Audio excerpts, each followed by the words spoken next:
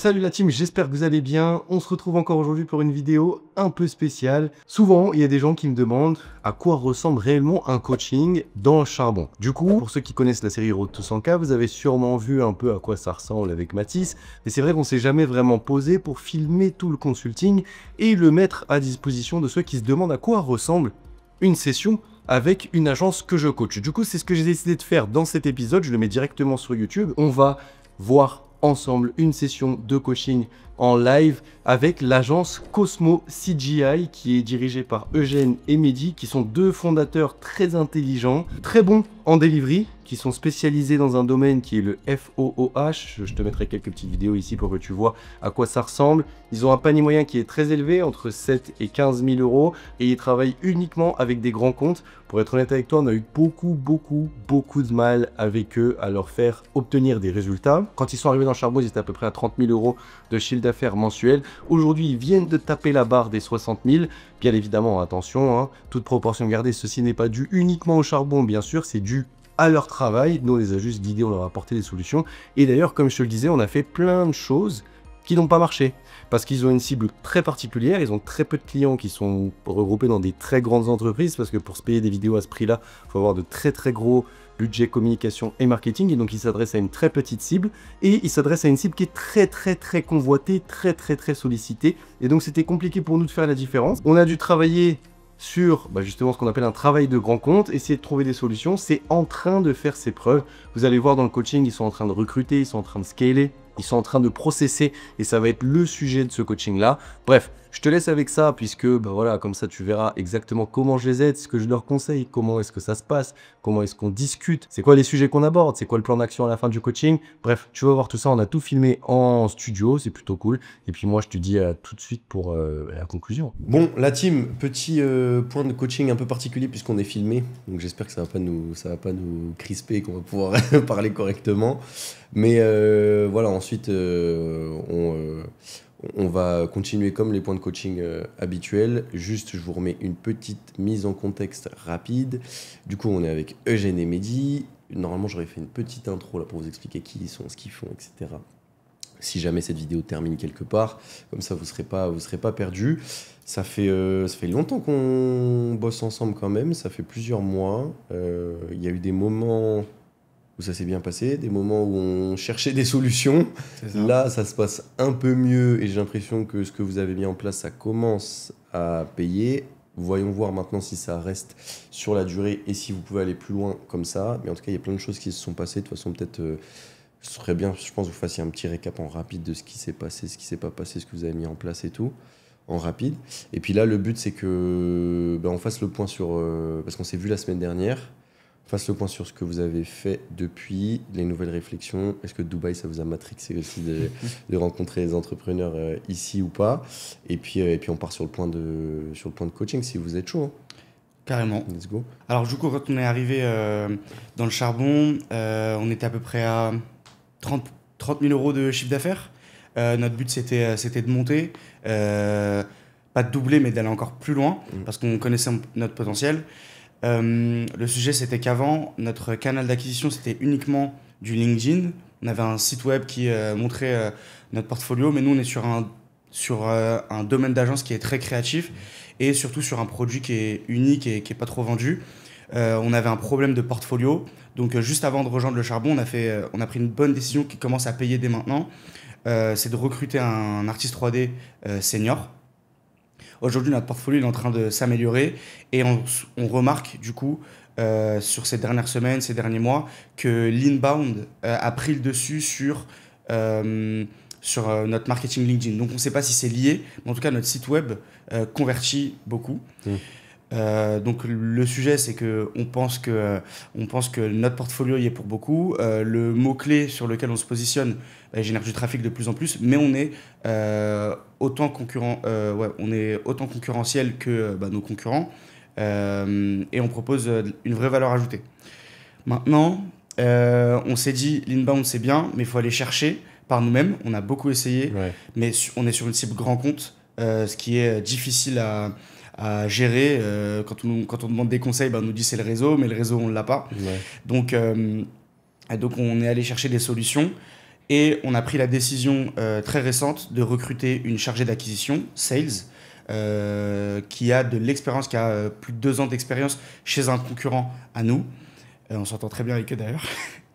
Et elle arrive dans une semaine, tout pile. Donc là, on est en train de préparer son onboarding.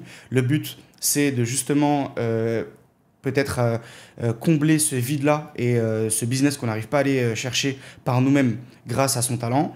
Et nous, pouvoir se concentrer sur de la prospection peut-être un peu plus personnalisée, plus créative, et tester d'autres canaux d'acquisition ou bien se concentrer sur le marketing, ce qu'on n'arrive pas trop à faire en ce moment, vu que comme on rentre beaucoup de projets, on se met sur la gestion de projet, etc., etc., etc.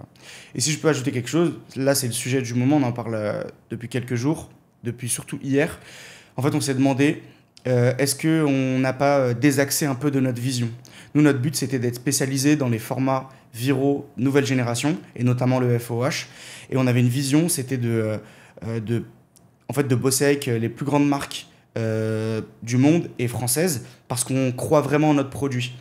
Mais par la force du réseau, de notre travail, de notre sérieux, on a beaucoup de demandes qui n'ont rien à voir. Mais ouais, ça c'est important, encore une fois, parce qu'on ne sait pas où est-ce que cette vidéo atterrira.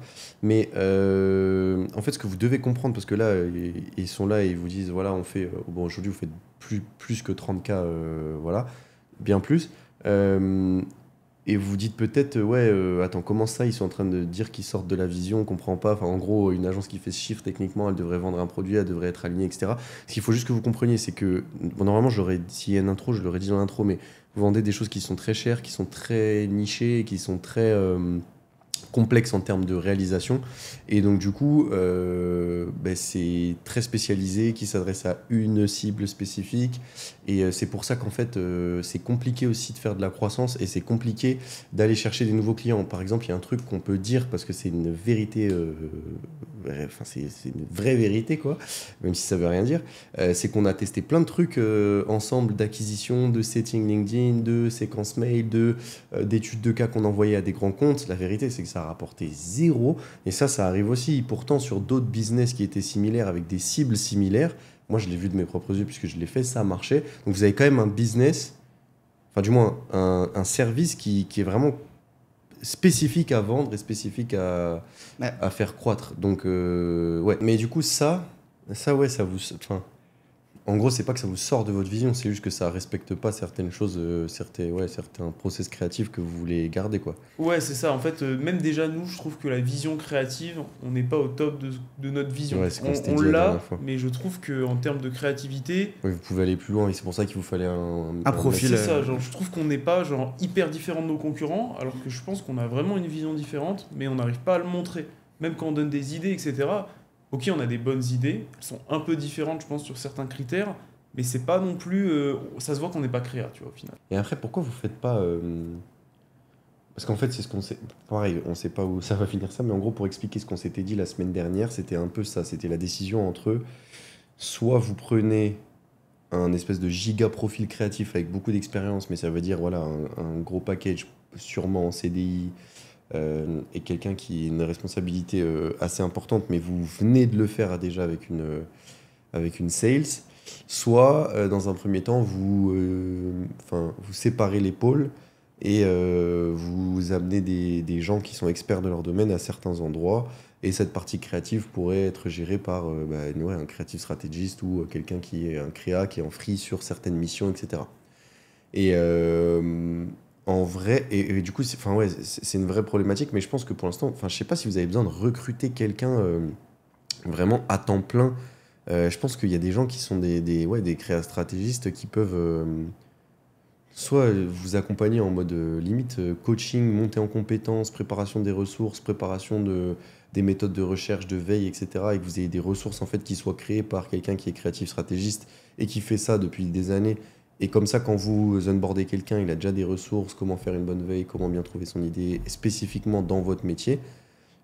Ou alors, vous prenez quelqu'un au projet et quand vous montez sur un projet, vous le faites intervenir. Par exemple, je sais pas, vous avez un appel d'offres pour... vous payez cette personne-là à la presta, ok, vous le payez. Si vous perdez les sous parce que vous perdez l'appel d'offres, c'est pas grave, mais au moins vous avez donné 100% de votre possibilité, vous avez donné 100% de vos idées en payant cette personne-là, sachant que je pense que pour de la veille créative et de la proposition d'idées, un peu schématisée, elle va pas vous prendre des milliers d'euros, tu vois. Et ce qui est vrai, c'est que la partie créative, elle a toute son importance dans le commercial aussi. Et c'est pour ça qu'à la base, on se disait peut-être quelqu'un en temps plein, parce que quand, quand quelqu'un est tout le temps avec toi, bah, il s'imprègne de la vision, de qu'est-ce que c'est le format et Ouais. tout. Et il peut intervenir aussi quand on est en phase d'appel d'offres ou trucs, etc. Ou même Mais, sans, tu vois, moi ce que je disais, c'est comment tu arrives à gagner beaucoup plus d'appels commerciaux, c'est que tu envoies des idées tout de suite, et si tu as bien compris le brief, et si la personne qui est avec toi, elle a bien ta vision, il n'y aura plus de questions en fait en pourquoi je choisis cette agence ou pourquoi je la choisis pas, tu vois. C'est une vraie plus-value dans le commercial, mais en même temps, tu as raison, faut prendre quelqu'un de temps plein. Pour moi, vous pouvez faire l'entre-deux. En fait, pour moi, c'est compliqué de prendre quelqu'un à temps plein là-dessus parce que, pareil, vous recrutez vous niquez sur le recrutement, c'est chaud, tu vois. Mhm. Je pense qu'il y a moyen de monter en compétences et de gagner cette partie créa sans forcément avoir quelqu'un direct en interne. Et je pense que vous pouvez être malin même dans la manière dont vous préparez le terrain. C'est-à-dire qu'aujourd'hui, si vous trouvez un ou plusieurs créatifs stratégistes, que vous lui dites, écoute, nous, on a besoin d'une mission très simple, c'est que tu nous fasses tout un process de création et d'idéation pour du FOH ou pour de la 3D, et que tu nous documentes ça, que tu en fasses des documents écrits, des documents vidéo. Déjà, et que tu nous coaches.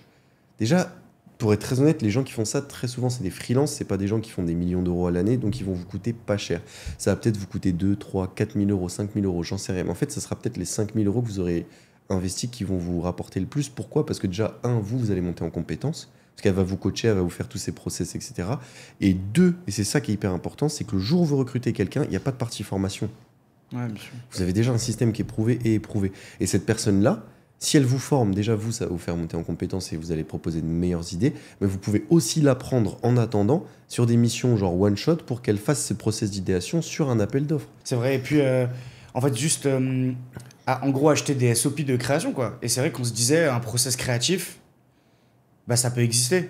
Ça peut exister juste des méthodes. En fait, là, des idées et tout, quoi. pour l'instant, le truc, pour moi, ce qu'il faut que vous compreniez, c'est que vous êtes dans un entre-deux.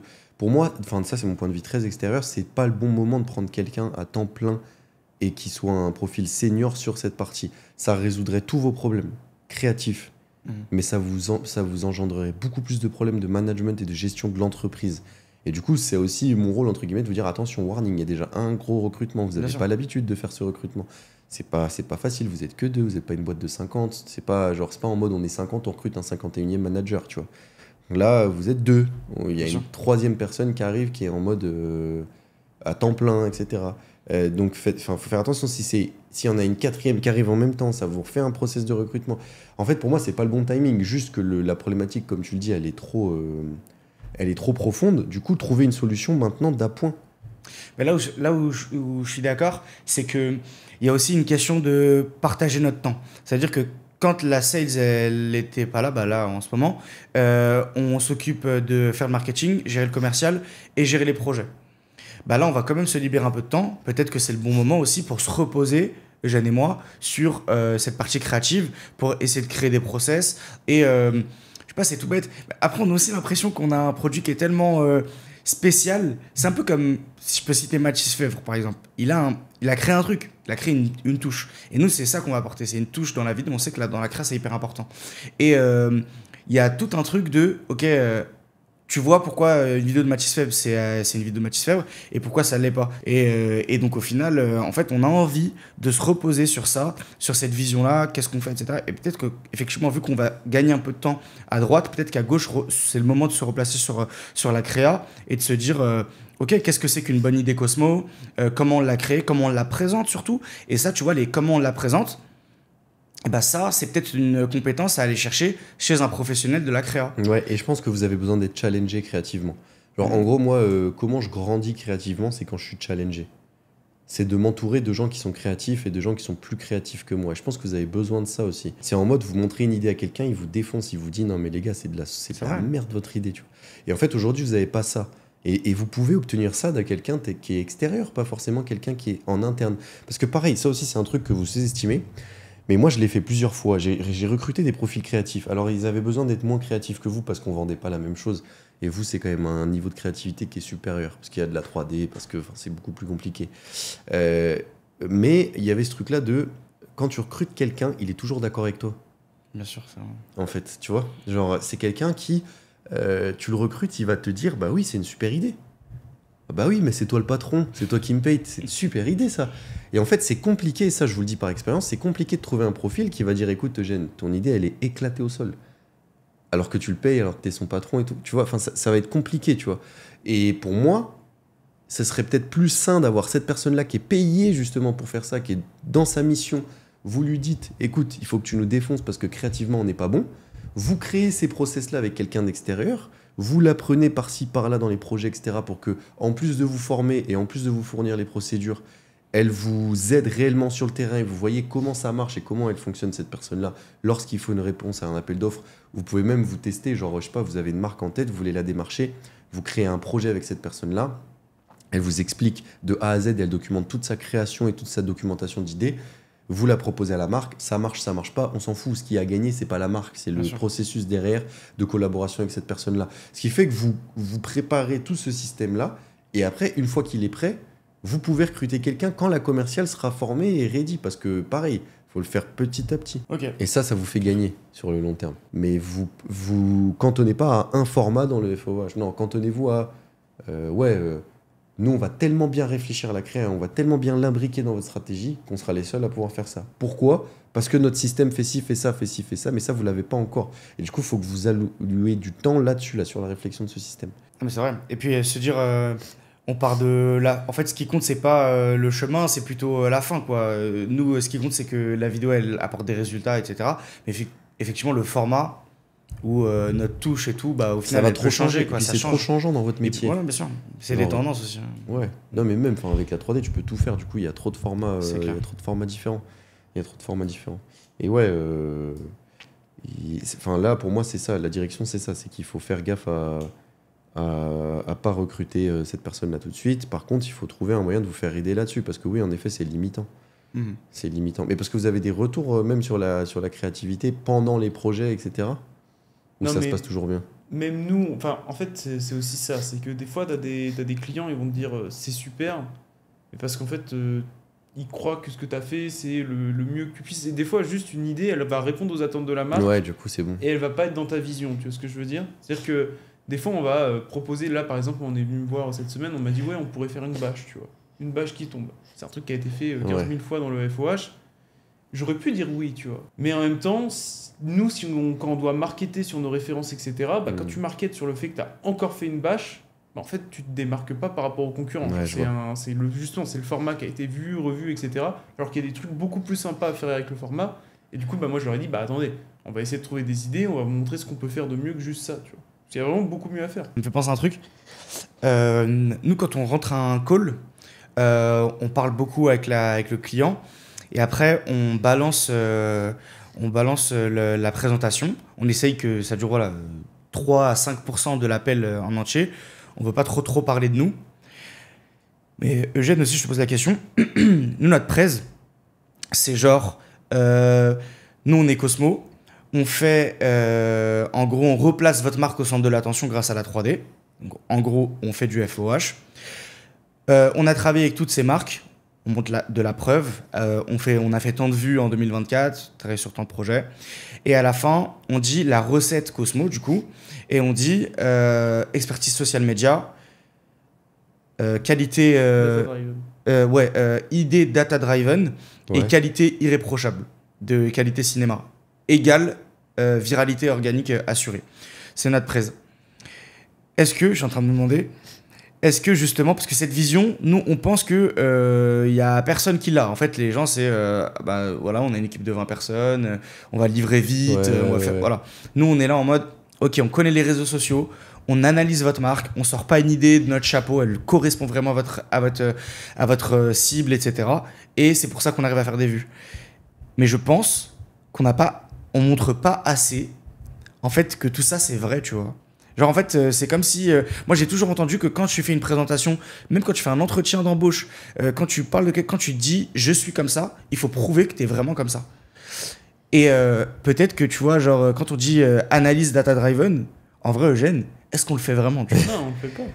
On le fait pas. On l'a fait quelques fois, mais c'est pas dans le processus. C'est ça. Et Clément, tu le disais, En gros, tu vas mapper tous les éléments que tu vas ajouter dans la vidéo, Ouais. etc., les références. En fait, tu vois, vraiment, j'aimerais bien que... En fait, je pense que ça a beaucoup plus de poids si, par exemple, je sais pas, j'ai une connerie... tu vois, là, on est à fond sur eux. En fait, au lieu de présenter la presse pendant 10 ans, tu dis, OK, bon, je vous montre l'étude de cas, c'est vraiment ce qu'on a fait de A à Z. Et tu montres l'analyse data-driven, ce que, franchement, en France, Ouais, personne ne fait. Donc tu regardes les commentaires, les vidéos les plus vues, pourquoi elles ont fonctionné, l'audience, etc. Il faut l'expliquer. Bien sûr, il faut l'expliquer et le montrer, quoi. Ouais. Et puis après, tu passes sur, par exemple, les storyboards, on les montre même pas, tu vois. On dit, ouais, bah, il y a cette étape de storyboarding, tout le monde, on les montre pas. Donc là, tu montres que tu passes d'un storyboard, tu montres que le client, par exemple, il a fait une V1, après il a pu demander une V2, après il a pu demander une V3, pour montrer que, tu vois, on a de la valeur ajoutée, truc illimité. Et tu déroules comme ça, et tu as beaucoup plus de preuves. Parce que, en vrai, c'est même pas une question de présentation ou d'appel et tout. Quand les marques, elles vont faire des calls avec d'autres agences, sans les citer, avec nos concurrents, bah, je suis sûr qu'en fait, ils peuvent pas montrer tout ça parce qu'ils ne le font pas.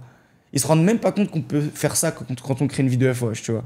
Et donc, nous, on l'a dans la tête, mais est-ce qu'on le transpire assez? Parce qu'on se disait, nous, peut-être notre problème, c'est qu'on n'arrive pas à transmettre notre vision. Mais on se dit, mais est-ce que c'est sur LinkedIn qu'on... Mais non, mais c'est que même dans votre esprit, elle est pas claire, cette vision. Bah, vous ouais, pouvez pas la transmettre. C'est pour ça qu'il vous faut juste... Après, c'est normal, en vrai. Là, vous êtes dans une taille de boîte où vous êtes la tête dans l'opérationnel. C'est normal, en fait. Vous faites pas 400 cas par mois. Vous n'avez pas, encore une fois, 30 personnes. Donc c'est normal en fait d'avoir la tête dans le guidon sur l'opérationnel, surtout que vous êtes en période de croissance. Donc c'est normal de se dire putain, on n'a pas eu le temps de se poser sur notre process créatif qui peut faire la différence. Ça, c'est un truc qui va vous amener beaucoup plus loin. Et juste là maintenant, vous avez fait le recrutement, je pense, qui va vous libérer du temps opérationnel, pas du temps mental mais du temps opérationnel. Ok, let's go. La prochaine étape, c'est de se concentrer sur justement comment on impose cette vision et comment on crée ce système, ce fonctionnement qui est différenciant. Ouais, c'est ça. Aussi. Moi, je suis d'accord avec ça, mais je me souviens de call où vraiment on avait bien expliqué ça, tu vois. Je pense qu'on a vraiment fait un bon travail pendant le call et tout s'est très bien passé, mais on a perdu juste parce que l'autre agence a proposé des idées. Ouais, mais du coup, ça, tu vois, ça, c'est un truc qu'il faut que vous régliez là. Pour moi, c'est deux chemins. C'est un, il vous faut de l'aide sur la partie créative. En fait, vous le savez. Pour moi, de toute façon, il faut les deux, tu vois. Il faut les deux, mais faites-le en même temps. Ok. Et faites-le. Et regarde, ce qui peut être intéressant, c'est d'aller acheter cette ressource créative et de l'implémenter dans ce travail de réflexion avec vous. En fait, vous pouvez très bien prendre un crack de créative stratégiste et lui dire, écoute mec, on a une problématique. Comment tu nous aides? Il faut qu'on ait un système qui explique exactement comment on peut faire un FOH qui pète. Ouais, déjà, j'allais dire que je pense que le vrai jeu, c'est de connecter le commercial et la créativité. Genre, je pense dans notre type d'agence, il faut que les deux soient vraiment très bien liés, tu vois. Ouais, et je pense que c'est pour ça qu'il faut que vous prépariez le terrain avec tous ces process-là. Et moi, il y a un truc aussi que j'ai remarqué, que je remarque de plus en plus, c'est que pour passer un certain cap d'agence, j'en ai 2-3 là dans le charbon qui sont comme ça. En gros, le commercial, il maîtrise sur le bout des doigts justement tous ces éléments de différenciation, tous ces éléments de système, tous ces éléments de fonctionnement. Il le maîtrise, mais sur le bout des doigts. Et dès que le commercial il se chie sur un truc, tu le ressens direct en call. Et ça, c'est important pour passer un cap et pour vendre, vendre fort, sans que vous soyez impliqué directement dans les calls plus tard. Il faudra que ce truc-là, il soit carré. Mais c'est pour ça, encore une fois, si c'est déjà pas carré dans votre tête, si c'est déjà pas posé sur papier, parce que ça, c'est des choses qui sont écrites, et moi, je le fais écrire à tout le monde, genre en mode, t'as un sales pitch, ton sales pitch, il décrit parfaitement ton fonctionnement, et surtout, il explique pourquoi est-ce que tu as décidé de fonctionner comme ça, et comment le montrer, tu vois, tout en mettant la partie créative dedans, et ça, vous avez besoin d'aide. Genre, faites-le vite, mais demandez de l'aide à quelqu'un, quoi.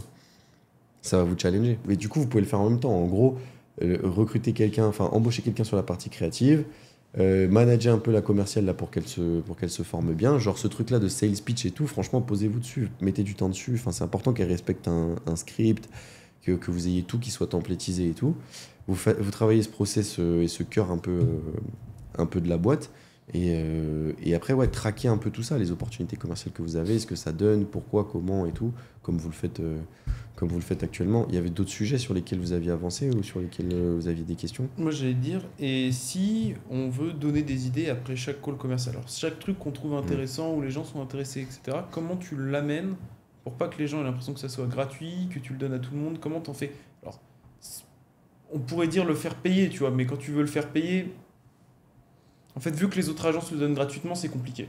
Genre, on le sait que les concurrents le donnent gratuitement. Ouais, je vois. Et tu perds l'intérêt, quoi. Ouais. Hmm. Et du coup, bah, si les autres le donnent gratuitement, je vais pas aller te payer toi. Même si tu as fait un super call commercial et tout, on parle quand même d'argent. Des fois, les marques, elles sont quand même, tu vois, pourquoi je vais aller débloquer un budget pour lui? Il faut vraiment bien le justifier. Donc j'espère qu'un jour ce sera possible. Mais comment tu t'arrives? Et déjà, tu arrives à avoir un bon brief, parce que c'est aussi ce qu'on se disait avec Mehdi. C'est bien de donner des idées, mais si tu donnes 4 idées à côté de la plaque Oui. qui respectent pas l'ADN de la marque, qui respectent pas peut-être les trucs tout bêtes, mais des trucs que la marque fait sur tous les trucs, sur toutes ses créas, bah en fait, tu vas te cramer direct, tu vois. Mais sur par exemple, on s'est fait voler le projet parce qu'ils ont eu l'idée parfaite pour la marque. Je pense qu'on aurait pu trouver aussi, parce que voilà, je pense que c'était pas une idée de ouf non plus. Je l'ai pas encore vu, tu vois, mais je pense que c'était pas une idée de ouf.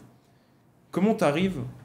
Est-ce que t'attends d'avoir un brief à chaque fois? Est-ce qu'à la fin, tu dis, bon, bah voilà, nous, notre prochaine étape, c'est on vous envoie les idées. Déjà, quand t'envoies les idées, les mecs, ils savent qu'ils vont avancer avec toi. Tu vois ce que je veux dire? C'est-à-dire que tu vas leur refaire un call pour leur montrer les idées, tu vas recréer de la relation. Les mecs, ils sont forcément beaucoup plus impliqués avec toi. Par contre, toi, ça te prend du temps. Genre, t'as quelqu'un qui va te chercher les idées, c'est beaucoup plus long en process commercial, c'est beaucoup Ouais, plus demandeur. après, je pense. Ouais, mais non. En fait, je pense que justement, c'est parce que vous n'avez pas de process de créativité que c'est long. Ouais. Genre, par exemple, je sais pas, je prends encore le truc, le parallèle d'Horus, c'est pas les mêmes métiers, c'était plus facile pour nous. Mais en gros, moi, c'était tellement carré dans ma tête et dans l'esprit de mes chefs de projet que quand je leur disais, ouais, il me faut 3 idées de vidéo, mais mec, en 15 minutes, c'était fait, t'avais 3 idées de vidéo, tu vois, qui correspondaient à la marque, etc. Genre, en gros, nous, on avait un brief pour les chefs de projet où il y avait une partie, comme je vous disais, un peu historique de la marque. Nous, c'était très historique lié aux réseaux sociaux, mais pour le coup, ça serait pareil pour vous. Historique aussi de la marque globale sans les réseaux sociaux. Donc, qu'est-ce qui se passe, c'est quoi les nouveautés, etc. Donc, c'est débile. Hein. Ils allaient sur le site internet de la marque, ils regardaient le blog, qu'est-ce qui se passe, qu'est-ce qui s'est passé, machin, truc. Et ensuite, ils pondaient des idées en fonction. Genre, ils venaient de voir qu'il y avait la marque qui venait de sortir tel projet. Boum, tu ponds l'idée en fonction. Donc, tu as raison. L'idée, ça sera peut-être pas, et pour moi, ils le savent, les marques. Tu peux pas leur sortir une idée comme ça qui va être pile l'idée que tu vas faire, c'est pas possible. Par contre, elles voient le processus derrière de comment est-ce que tu as créé l'idée. C'est pas ouais, je t'envoie un format vite fait comme ça. Non, mais moi je pense que tu as raison. Et d'ailleurs, je pense que c'est. On peut envoyer des idées, tant pis si on se trompe, mais juste déjà, ils voient qu'on leur a donné de la valeur. Non, mais surtout, ils voient moi, ce qu'il faut qu'ils voient pour moi, c'est comment elle sort cette idée. Ok, on se retrouve à la fin de cette vidéo. Je pense que tu as vu quelques bouts du coaching. Bien sûr, on n'a pas tout mis parce que ça a duré toute une heure et je pense que ça aurait été un peu indigeste, sachant qu'il y a des moments qu'on peut pas trop divulguer parce qu'il y a des choses quand même qui restent privées dans la société d'Eugène et Mehdi. Mais je pense que tu as compris. Le principal pour eux maintenant, c'est d'accélérer, c'est de gérer ce gros recrutement qu'ils viennent de faire en la personne d'une sales et c'est aussi de processer tout justement leur système de delivery derrière pour pouvoir prévoir derrière des recrutements puisqu'ils ont besoin d'être challengés au niveau créatif. Et moi, ce que je leur ai conseillé, c'est de faire les choses chacune en son temps, par priorité, par échelle, brique par brique, tu l'appelles comme tu veux, mais de faire ça doucement. Donc ça a été notre principal conseil. Et puis bien évidemment, je leur ai expliqué que là, ils sont dans une phase de scaling, ils s'en rendent peut-être pas compte, mais que la croissance va amener des problématiques et qu'il faut qu'ils travaillent maintenant, dès maintenant, sur leurs problématiques pour les éviter quand ils seront à 80, 100 cas par mois. Et c'est ce qu'ils vont faire. Donc voilà, j'espère que tu as kiffé cette petite session de coaching. Bien évidemment, si tu es intéressé par le charbon et que tu veux en savoir plus, je te mettrai tout dans la description, ça sera un seul lien tranquille, tu pourras aller cliquer et aller regarder ce qu'on fait en détail. Pourquoi pas prendre un call avec notre équipe si jamais tu as une agence et que ça t'intéresse de te faire accompagner. Et puis on se retrouve très vite pour de prochaines vidéos sur cette chaîne. J'espère que tu as kiffé en tout cas ce format. Si tu en veux d'autres, n'hésite pas parce que je gère plein d'autres agences, donc je pourrais faire plein d'autres sessions live consulting. Et puis on se tient au courant.